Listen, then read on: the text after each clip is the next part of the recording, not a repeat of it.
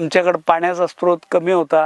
सुरुवातीला एक बोर मारलं, त्याच्यानंतर लहानसं शेततळं केलं ज्याचा आकार आहे 30 फूट बाय 22 फूट बाय 9 फूट खोलीचा.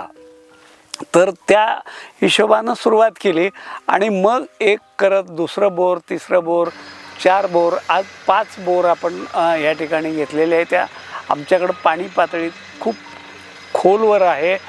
आमच्या सगळ्या ज्या ह्या 5 बोर आहेत त्या किमान 600 फूट सरासरी खोलीच्या आहेत आणि त्यातनं आम्ही हे काम करतो आहे.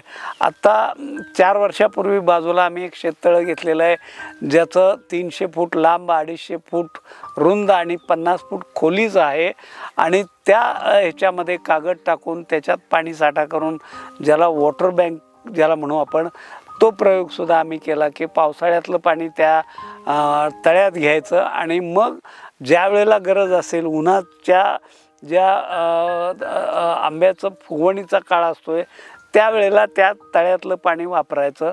अशा पद्धतीनं हे काम उभं राहिलं आहे. शेततळ्यात आम्ही मासे टाकलेले आहेत जेणेकरून माशाची जी विष्ठा असते त्याच्यामध्ये अमोनियम नायट्रेट घटक असतो आहे की जो ह्या बागेला उपयोगी पडतो आहे.